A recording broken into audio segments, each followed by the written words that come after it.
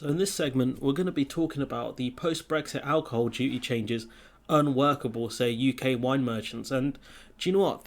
I've read through this article, right, and it's actually crazy what Sunak's planning here, because it's going to make wine imports way more expensive based on geography, really, based on how strong the wine is. And obviously, wine manufacturers don't really have much control over that. And it's worse than the EU regulations, and it's far more cumbersome and just bureaucratic. All the things that they promised that the UK would, not do, essentially. This has got more red tape, higher taxes, I believe, and it gets rid of essentially the benefits. When they talked about how we can get cheaper wine from Australia, these regulations will actually make it much more expensive. So it was billed by Sunak as the most radical simplification of alcohol duties for over 140 years, which is crazy because, if anything, it's the opposite. It's reverse. This enabled by Britain's departure from the EU. But for the wine industry, the change to alcohol taxation announced in last autumn's budget, which is surprising not more has been talked about this, to be honest. I've only seen a very few amount of articles cover this. This is due to come into effect in February 2023, and that's near an election, so it's very strange Sunak is doing this. This looks like a nightmare in the making, compounding bureaucratic headaches that importers are already experiencing as a result of Brexit. To export wine or import wine to the UK, there are rules of origins checks. You've got potential taxes if needs be, depending on what kind of brackets they fall into for wine. Not taxes, duties, which is a tax in itself, really. But rules of origins, customs, everything else has made importing and exporting wine far more difficult, and this just makes it worse. Under EU rules that still apply, wine and fortified wines are taxed under 3 bands, with another higher bracket for sparkling wine. Under Sunak's proposal, there'll be 27 different rates for wines.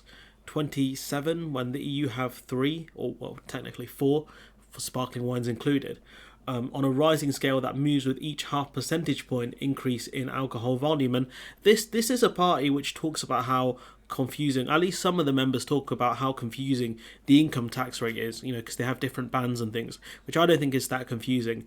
But to introduce a system going from essentially, I think, three bands or 3 brackets to 27 is just ludicrous. Like, this makes no sense. Adding so many different layers makes absolutely no sense for this. It's just going to be a nightmare for these wine manufacturers, and given the nature of wine, it becomes far more confusing, and that's something we'll talk about later on in the video. Wine traders are calling it a sunshine tax, as the strength of wine, unlike beer and spirits, is determined by climate.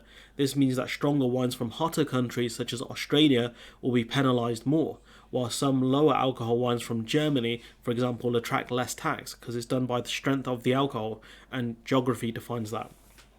The complexity of the changes say people in the wine trade will increase administrative costs, drive prices up for consumers, and reduce the wines available to the UK, because the ones that are stronger, it might not be worth selling in the UK because of these increased duties. And essentially it's a tax. A duty is a tax, really, these increased taxes. And it's just gonna, I don't drink, so for the people that do, this is gonna be pretty bad for them. I mean, maybe Sunak's like, the only way to save the NHS is to stop people drinking as much wine, but that wouldn't make sense. He doesn't know how to play 4D chess like that anyways, and he doesn't care about the NHS, really. But fact remains is they've made this very difficult for people to import and manufacture wines. The Tory party is meant to be on the side of reducing bureaucracy and increasing operational efficiency. Is it, though? Is it really that party? I don't know about that. This is going to do the exact opposite, said Ed Baker, managing director of Kingsland Drinks, which imports wine and spirits in bulk and bottles them for supermarkets and outlets outside of Manchester. So essentially, they'll get them in massive quantities and then bottle them, sell them off to supermarkets and stuff in the UK. So pretty simple operation. The all-party parliamentary group on wines and spirits has come to a similar conclusion in a report produced in collaboration with the Wine and Spirits Trade Association, due to be published next week.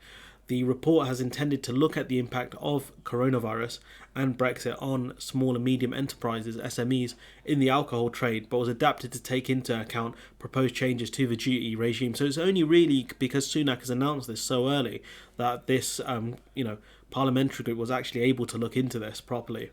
In response to the government's proposals, the UK wine and spirit SMEs have been unequivocal. The measure fails to meet its own objectives of being fairer and easier to implement. 27 different bans as opposed to, I think, 3. That's crazy. I suppose the bans and brackets are two different things here. Maybe the EU system's more onerous. It's not really covered in this article that I'm making out here. But the fact remains is that this, according to the manufacturers, it's far more bureaucratic than the EU system, which tells you a lot. Especially given, Brussels was dubbed as some lover of red tape and bureaucracy. Apparently, Sunak loves it more. So the trade body estimates that the changes will bring an extra £250 million to the exchequer from wine, which is pocket change for the exchequer. That's nothing. Which became the most widely consumed alcoholic product in the UK during the pandemic, which is interesting. But the additional revenue, to be fair though, if it's the case that people are drinking it more because of the pandemic, because it's what they typically bought for their home, surely that number's actually going to go down, because as people go out more to pubs and things, they might buy ciders and beers more. But the additional revenue for the exchequer will be offset by falls in duties on beer and cider. And maybe that extra widely consumed product was because of number 10 and the parties and the wine fridge they had. Who knows, maybe they were driving that. The association says that 80% of all wine consumed in the UK is above a threshold of 11.5% alcohol content where the duty increases. So this will impact the vast majority of wine consumers. 80% of them will be impacted by this change, and the wine they buy will go up in price. There isn't a lot the winemakers can do about it, because you can't control alcohol by volume in an agricultural product. The sun defines that, really. It is the sun that dictates how sweet the grapes are, and the sugar that dictates the alcohol, the ABV. Alcohol by volume, said Lucy Panton, WSTA Director of Communications. And what's interesting is some of the countries we have done trade deals with and are looking to do trade deals with are far, in sunnier areas, Asia, Australasia, Latin America. So they would have stronger wines if they have vineyards there. Obviously, some of those Asian countries, Muslim countries, they wouldn't really manufacture wine, but the ones that do, or the ones that produce wine, will be negatively impacted by this a lot.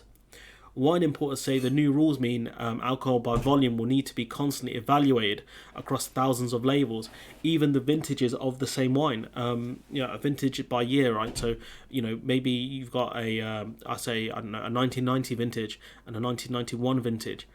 You're going to have to check what the alcohol by volume rates are on both of those, and one might cost a lot more than the other, which can vary strength from season to season, because some seasons are sunnier than others.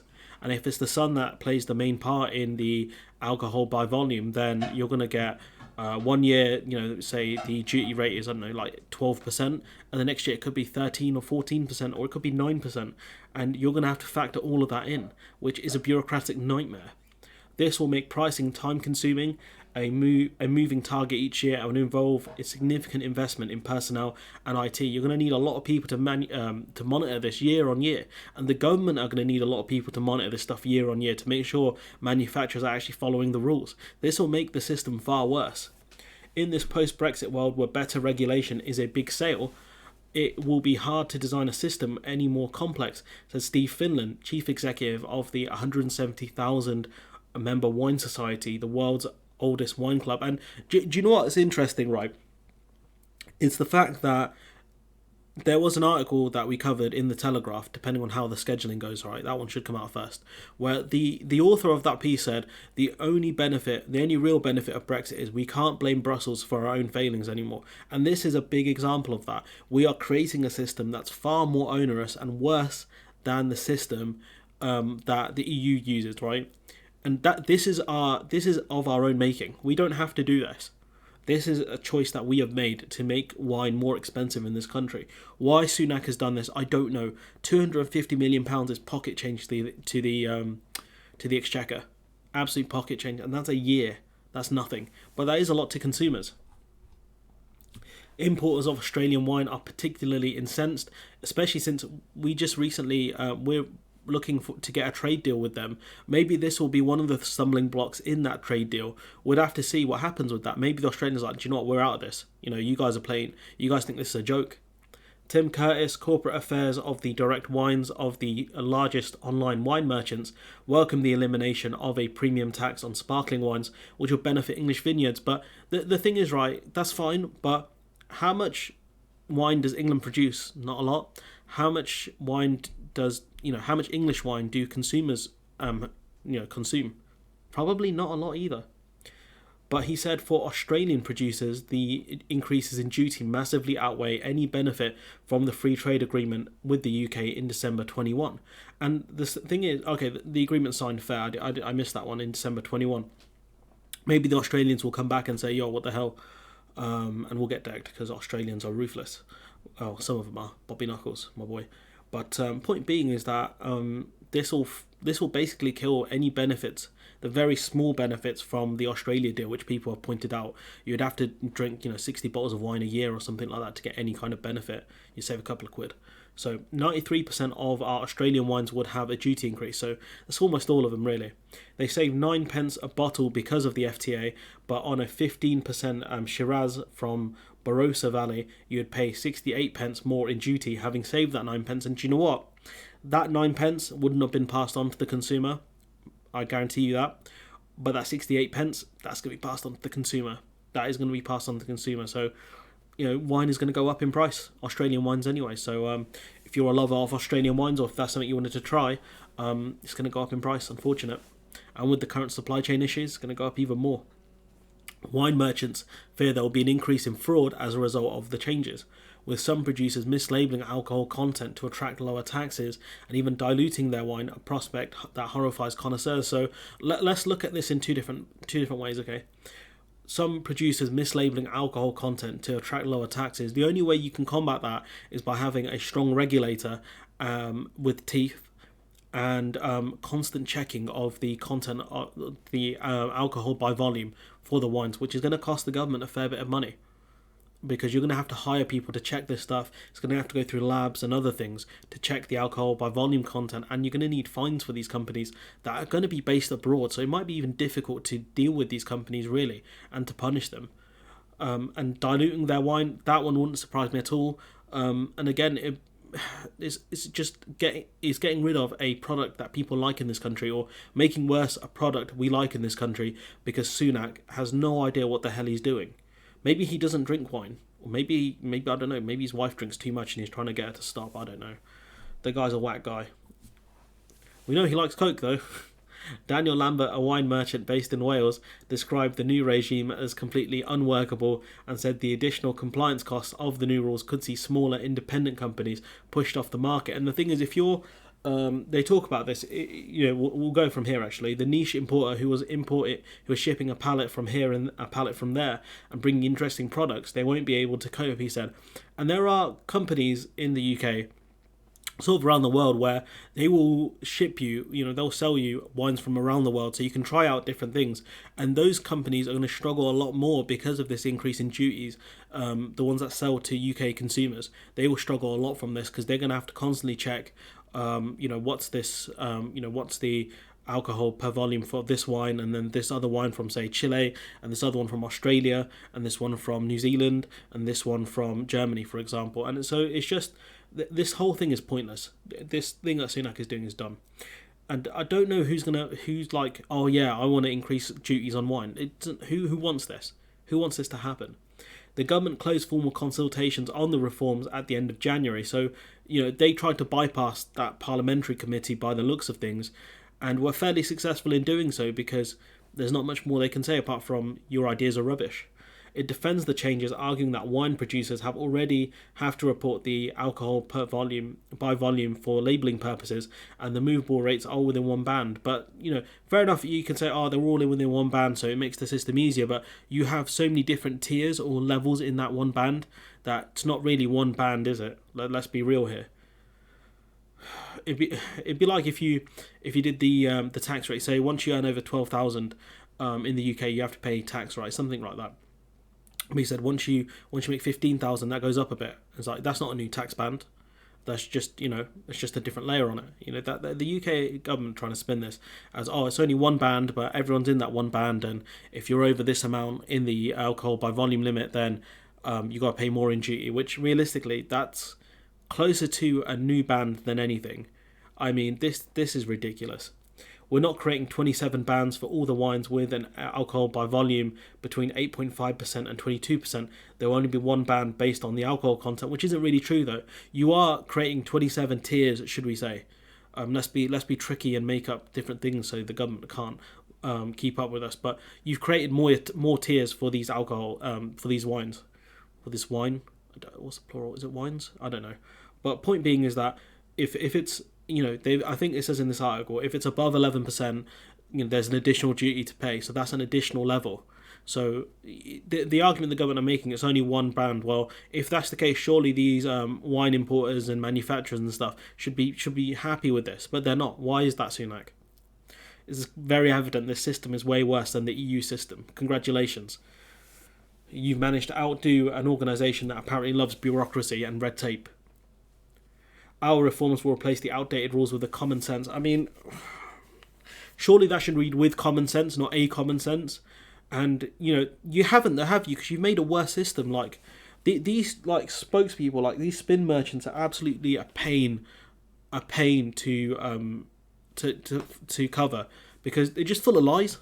They're full of lies. Like, if the industry is saying this system is way more complex than the previous system, the EU system, and then you're suddenly saying, oh, it's actually way easier, are you calling these people in the industry stupid? Are you saying they're dumb because they don't understand the new system you've implemented? Honestly. Because this approach that puts the taxation of stronger beers, wines and spirits on equal footing, making lighter and sparkling wines more affordable for UK drinkers. But you've made other kinds of wines way more expensive. And how much have these lovers of lighter and sparkling wine actually saved? Probably not a lot, minuscule amounts. This comes on top of freezes of alcohol duty for the last 3 budgets, saving consumers 5.7 billion in total. That's great. How much extra are these changes to these wine bans going to make? Because we've already seen about 67 pence probably per bottle, I think that is, which doesn't seem a lot, but if you're talking about the mass, the majority of consumers who buy those sorts of alcohols that will be impacted, it's above 80% of wine bottles will see an increase in costs. And that's just 67 pence for the duty itself. You've still got administrative costs and, the cost of adhering to a regulator. So it's not going to be 67 pence. It's going to be way higher than that. It might be a couple of quid more, really, when you talk about the administrative costs, making sure that, the wine is within a certain volume, sort of percentage. It's going to cost them a lot more. So again, it's not just 67 pence. It's a lot more to deal with the administrative costs of dealing of manufacturing and importing wine. So I don't know what more to say. This is ridiculous. This is actual comical villainy. But anyways, look, I'm going to leave it there. Let me know what you think in the comments below. Like, comment, share, subscribe, and hopefully I'll see you in the next one.